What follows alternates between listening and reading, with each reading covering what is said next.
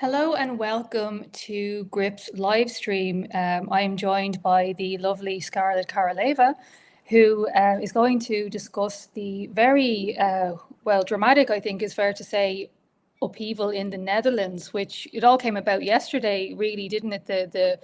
What would you say, the eruption, if that's a good term. Scarlett, can you tell us a little bit about what's happening with Gript Wilders pulling the PVV out of the coalition government? Definitely. First and foremost, thank you so much for having me.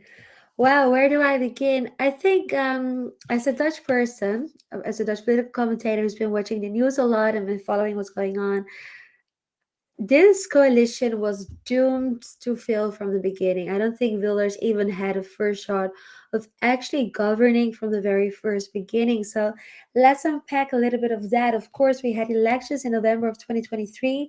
Wilders had a massive win, 37 seats out of 150, which is insane if you think about the fact that the Netherlands had 26 parties on the ballot at that time. For years, Wilders was seen as someone you couldn't govern with after he pulled out of the first coalition with Mark Rutte. He was actually basically facing a cordon sanitaire. And then actually during this time around, the VVD said that they would be willing or they would be open to the idea to actually form a coalition with others. And a lot of people so I think two things happened during those elections why they voted for Wilders. I think first and foremost, Wilders always had a very strong support against migration, against Islamization, against further federalization with the European Union. They just were afraid that voting for him wouldn't result in any real changes because he couldn't be part of the coalition. So now the VVD is saying, okay, we would be willing to work with you together, change that. And of course, I think people are really fed up with the 14 years of Mark Rutte that we had because he did a very good job destroying everything that has taken centuries to build here in the Netherlands. I mean, he sold us out to Brussels, all for his own political gain. A lot of our security is in complete decay when we look at the education system or the social healthcare system. So people voted for change, and what did they get? Well, everything but change, and that's the reason why the coalition collapsed. I want to give him some credits. Once he got voted, it was 37 seats. A lot of the parties said that they didn't want to govern with him and he had to compromise. So, out of the sudden, he diminished a lot of things he had said earlier on. He became less radical on the Islamization, less harsh on migration. For example, he said before that he wanted to close a lot of the mosques. Out of the sudden, he said he wouldn't be doing that anymore. He had to become more moderate in order for other parties to want to govern with him. Now, of course, a lot of the parties realized that if they would govern with Geert Wilders, it would mean that they could lose a lot of their voting base. So they actually said that they would be willing to form a coalition with Wilders, but there was one key rule, and he could not become prime minister. So we had Dick Schoof, who is unelected, who was the head of the secret intelligence service. Basically, he was a super spy that we had. Nobody elected for him. Nobody even knew him. If we see how he voted and the decisions he has made in the past, he was a yeah, he did a good job doing whatever Brussels wanted him to do. For example, he voted in favor of the rearm Euro plan, even though our parliament voted against it. And then every decision Wilders proposed in terms of making making the rules against asylum and migration stricter, well, he got a lot of backlash, not just by the opposition, but also by his own coalition. Um, so, this is just a little brief overview because there were many, many incidents that happened that could have led to the fall of the coalition, but this is just a brief little summary. So the coalition was basically 11 months old when it died, for want of a better word, yesterday. And you've mentioned so many topics there that I really want to kind of unpack a bit more. And just by the way, if anyone wants to send in a comment for myself or Scarlett, I at least, I think you could see them too, can you? But we can answer questions if anyone has anything to say. So just on the situation, like the political situation in the Netherlands at the moment, I want to know, like, we met up a few weeks ago. People don't know this, but we met up a few weeks ago in Dublin because you were over making a documentary on the situation in Ireland, and you were asking me tons of questions about what's happening with us. So I wonder, are there parallels between what I told you is happening with us in terms of, like, there's so much pressure on the housing market, and up until basically yesterday, in political terms, the government was just completely shunning and shutting down the idea that any part of that was due to the unprecedented levels of migration that we're experiencing at the moment. They don't want to talk about that. It's like, it's almost as if they expect the migrants coming in to live in caves and trees, because they don't seem to think that they need houses. And those are the same houses that Irish people are also competing for. And so I think it's a very sad situation where the native population has to compete for a basic thing like housing in the only country that they call home. Is that something that's happening as well in the Netherlands, or is it a little bit different? Fatima, I think you're spot on with that. Of course, the mass migration issue is an issue that we see in all of the European countries because we're all facing the open border policies by our governments. This is the reason why Wilders won, because they wanted to close the border, something that was promised to us as well. We had a promise we would have the most right-wing coalition ever. And a lot of people thought, okay, for once we can actually have some changes in our country. We have the opportunity to go into a new direction. We've seen a lot of parallels described to me what's happening in terms of the increase in criminalization, but also the fact that we have such an open border policy means that it's at the cost of our own people. And our coalition has been rather serving the people that are coming to the Netherlands and not contributing over the people that have been hardworking and dedicating to the Netherlands.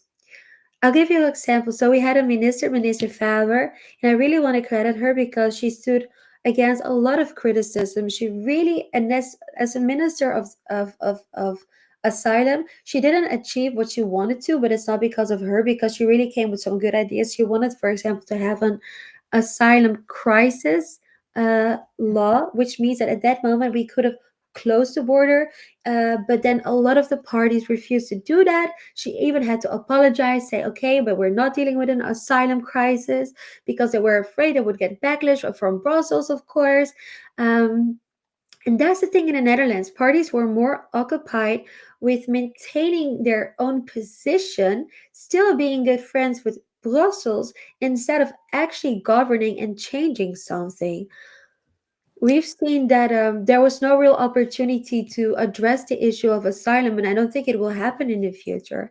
I think the fact that they didn't establish any difference this time around, it means that we are doomed, because we will not have the same amount of I don't think we'll have the same amount of conservative parties coming back in power as we had this time around. We really lost that momentum. Is it because that the people now don't really have hope? It's like we voted in the right guys and nothing happened anyway. Is that kind of how they feel? Oh, 100%. But also, I think because the coalition, because that's the thing in the Netherlands. Like in America, it's very easy to do a 180 difference, right? You choose one leader, and if they have the upper hand, that you can say, okay, we're going to deport people, we're going to close the border, no more illegal immigrants entering the country anymore. You cannot do that in a coalition. In the Netherlands, a lot of the parties are very keen to stay within the treaties of the EU, the Court of Human Rights. But if you stick to that, you cannot really have a tough anti-migration policy, because you have to honor that they are not aligned with one another. And I think Wilders, for too long, wanted to make it work. So he agreed on many things. He made himself very moderate. I think he should have stayed strong and say, like, I think from the beginning, he should have said, this is why the people voted for us.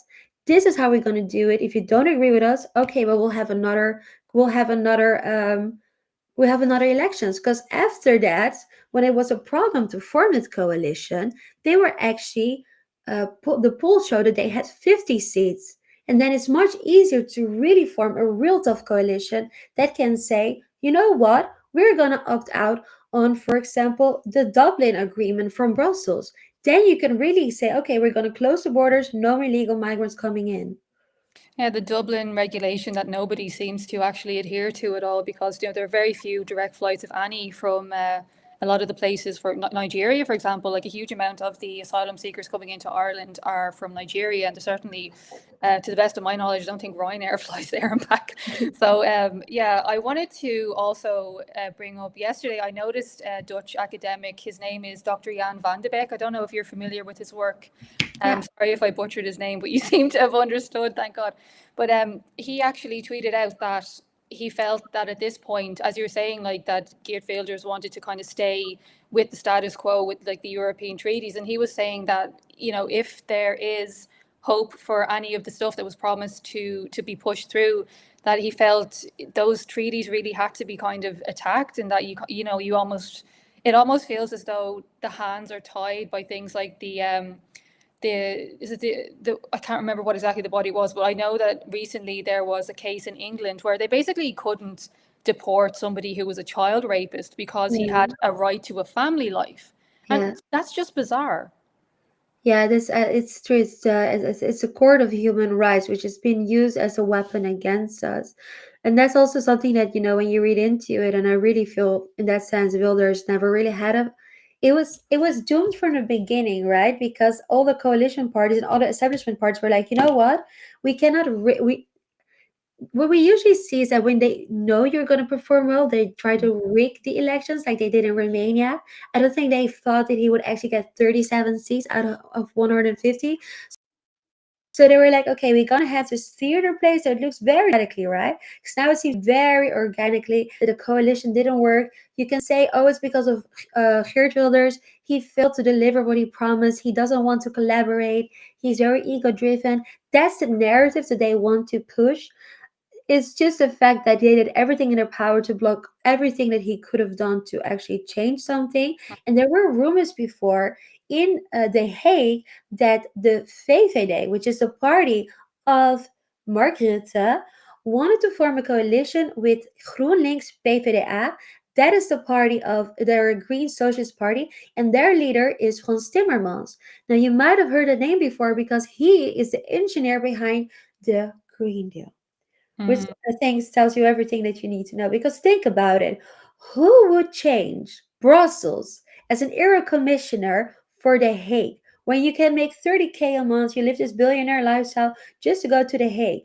I think they thought he would become prime minister. They were already looking for to form the VVD was already looking forward to form a coalition with him. I think that's what's going to happen in the next elections. And don't forget that both GroenLinks and the VVD, they're very pro EU, but also very pro Zelensky. And this is, I think, the next elections will not be about migration anymore. It will definitely be about Ukraine. I'll give you another example. Yes, August, she is the leader of the VVD. There was a crisis meeting for the coalition because Dick Schoof, our prime minister, agreed with Rearm Europe, even though his own coalition didn't support it. And he was very upset about that because he thinks that he stands above the coalition. So he basically, started yelling at them, why don't you support me? And what did she do? Instead of attending that crisis meeting, which is exactly what you're supposed to do when you're part of a coalition, she flew out to Ukraine to meet up with Zelensky. Of course, because for her, that's a PR moment that she wants. She has been campaigning throughout the entire coalition. It was never about actually doing something for the Netherlands. Everyone in that coalition was there just to serve their own purposes. I think that's a sentiment that is, you know, it's quite echoed here at home, where a lot of people feel that the politicians, they're just kind of working for themselves. Yeah. No, and like there is some of them seem to have a trajectory where they'll be in government here for a little while, and then they might move over to Brussels and kind of get on the gravy train there. It seems to be a pretty cushy lifestyle, as you touched upon. But I suppose in terms of, you mentioned earlier Islam, and I wanted to ask you a little bit about, you know, the status of Islam in the Netherlands, because here I believe it's currently the fastest growing religion in Ireland. And just from looking at, you know, the kind of the political zeitgeist in this country, I don't think, 'cause I'm somebody like my father was Muslim, and I would you say I would have a kind of an early exposure to, you know, the kind of things that Muslims believe, or the kind of things that tend to go hand in hand with Islamic culture, and, you know, why some of those probably aren't exactly in alignment with Western values, Dutch values in the case of the Netherlands. But how big of an issue is Islamicization in the Netherlands, or is it even like, is it a thing for people in general? It is definitely a very big thing, Fatima. I think the most salient example that I can give you of the bad is that in the Netherlands, there's an idea that we should have separation of state and church. That's something that they are very strict on. So, for example, even now, instead of saying Merry Christmas, it's out of the sudden, we should change it into Happy, what was it, winter holidays or something, some nonsense, instead of actually honoring the Christianity or like the Christian heritage that we have.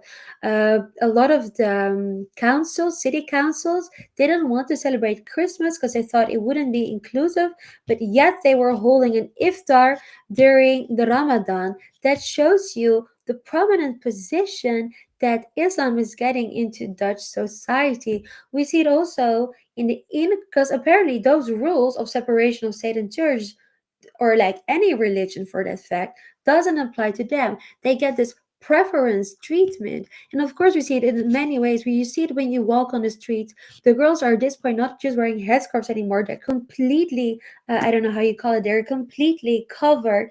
It goes beyond the headscarves. We see there's an increase in the growth of the mosque of Islamic schools. There are many parts in the Netherlands when you walk around, you're wondering, am I in the Netherlands or am I in somewhere in Morocco? Yeah, I think it is quite jarring. You know, in Ireland, you're starting to see women completely head to toe covered, like in niqab, Yeah. where, and it is very startling. I find it very startling because it's not really a normal thing for somebody to walk around completely unrecognizable in this country. It's not part of our culture. You know, if you go to Saudi Arabia, you're not really allowed to walk around in your miniskirt.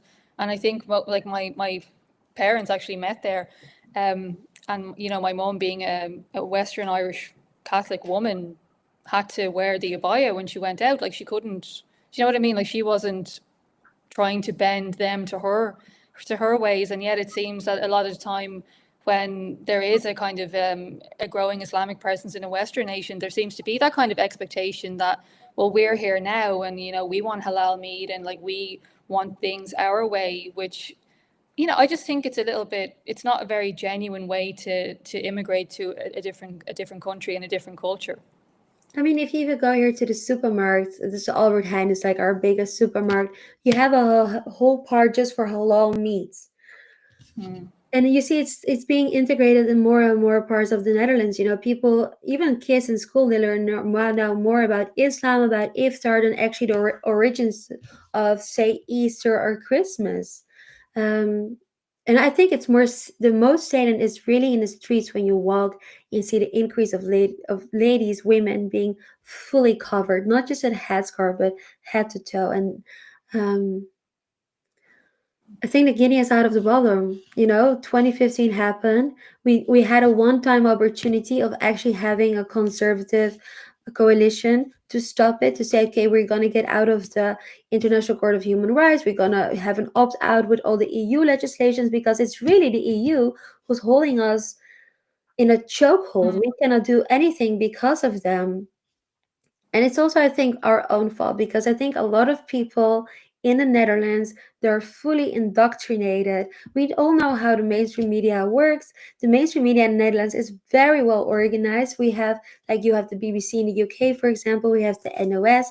The majority of the people, they just watch that and they believe whatever is told to them. So we need to be, I think this is something that we need, because what happened in the Netherlands is a wake-up call for us as conservatives. Even if we win elections, that doesn't mean we can actually push back against the globalists. We need to be much better organized. And this is also one of the reasons why your channel is so important, to bring this kind of information to the people. I think we have, you know, our national broadcaster RTE is, they just don't really, they've started reporting on the large and lucrative contracts, excuse me, in regard to the IPAS centres. That's the International Protection Asylum Accommodation Centres, where people are basically becoming generationally wealthy overnight by turning sometimes it's hotels, it could be disused office buildings, even convents. There's a former convent in a town quite near me that's now iPass housing men. Um, Mm. the Gript has been reporting on that for at least, I think, at least 2, if not 3 years at this point. I've just celebrated my third anniversary with Gript. But yeah, like it seems like the mainstream media in this country at least is very slowly catching up. And I think it's because not just Grip, but like, look, it is what it is. We are kind of the only mainstream, if I can say, like, press council, guideline approved media organization in this country that is, quite right leaning, that is tackling these issues, that is willing to talk about migration, whether it's in a good light or a bad light. We're willing to talk about the who's getting rich off these contracts.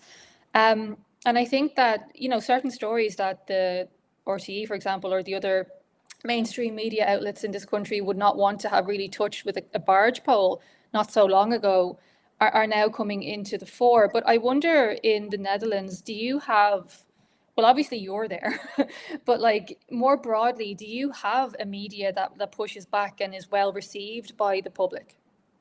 Definitely. Well, first and foremost, I think I just want to comment a little bit as what you said about the backdoor deals that was being made with a lot of these hotels. That's definitely an issue we had in Netherlands as well. And I was calculating it. I think it costs like 70 euros a day to household these migrants in a hotel.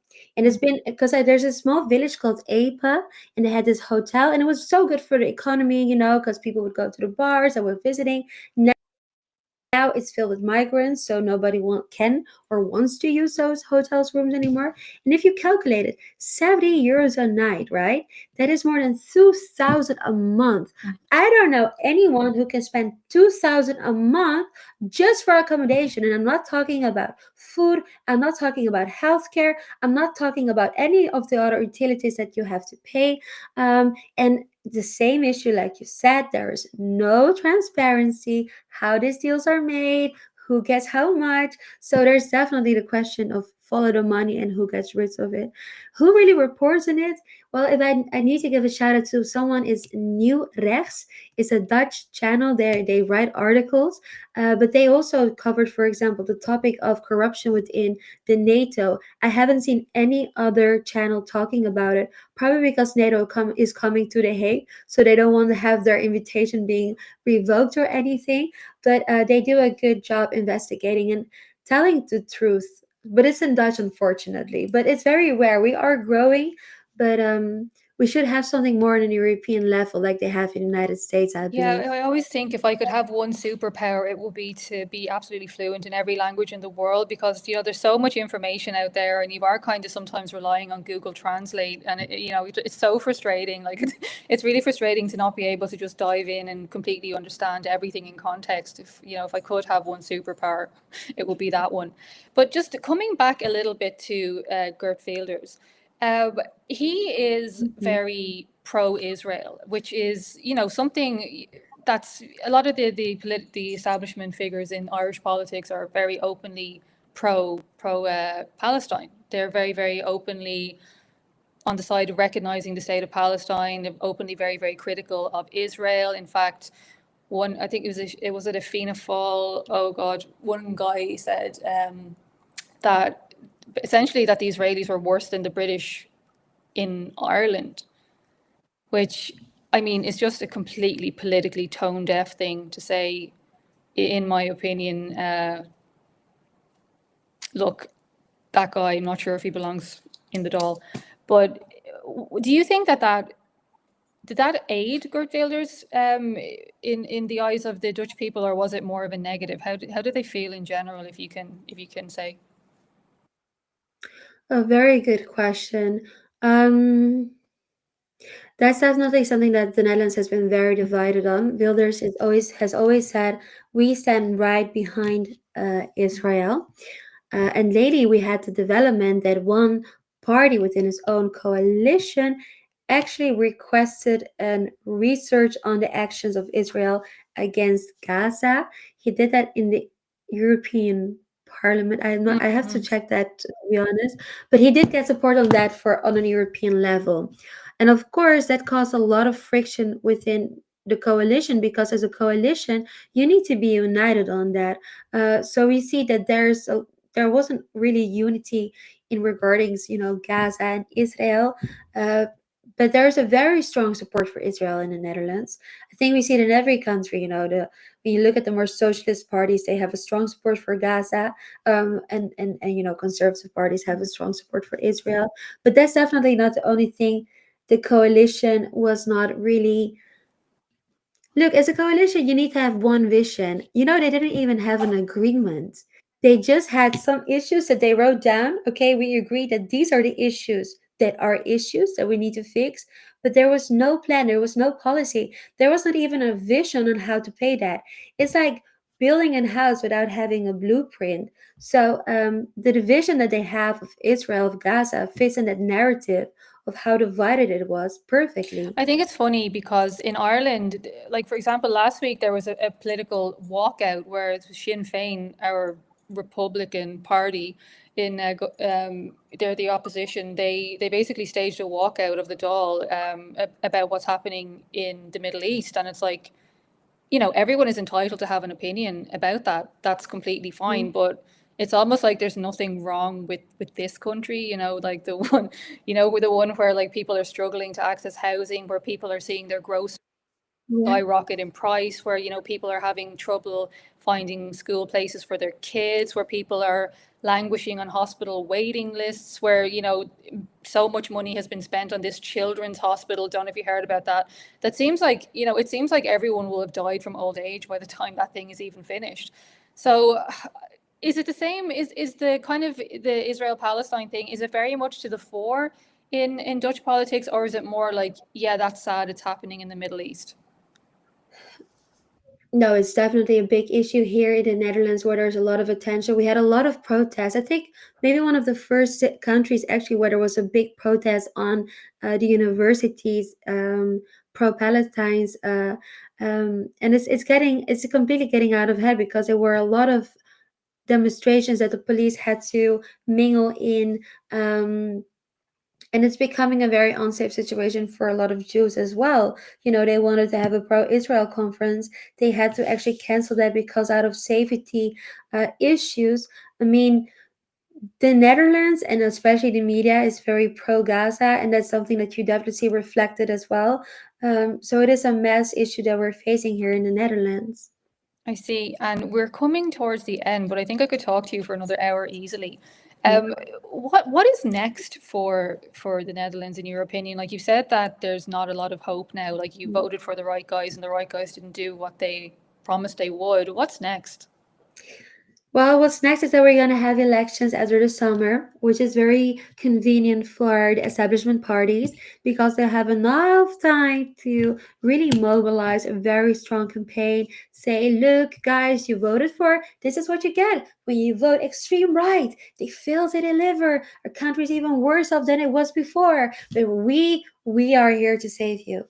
And then most likely, I think either the VVD, which was the party of Mark Rutte, or the party of the guy who is the engineer behind the Green Deal will win. And both of them are the worst case scenario outcome for the Netherlands because both sell us out to the Eurofederalists.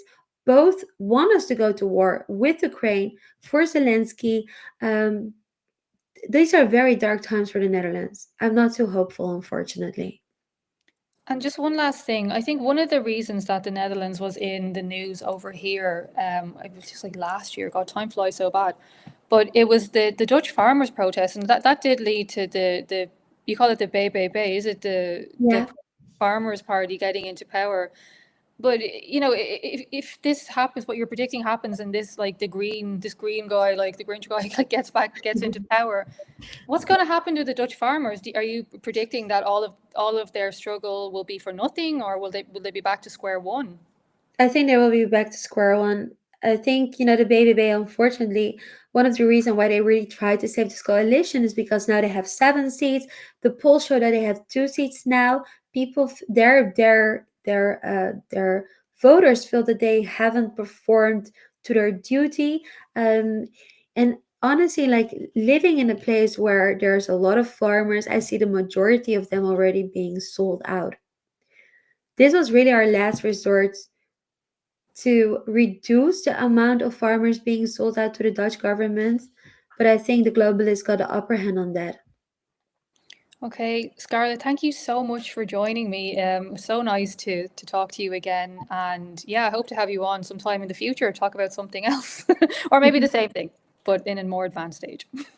Okay, and thank you everyone who joined in. I have been Fatima Gunning. This is the Gript live stream. We'll be back again next week. I don't know who I'll be joined with because this thing is, it's very, it has its own way of coming together as it likes. So until then, thanks a million. See you all next week.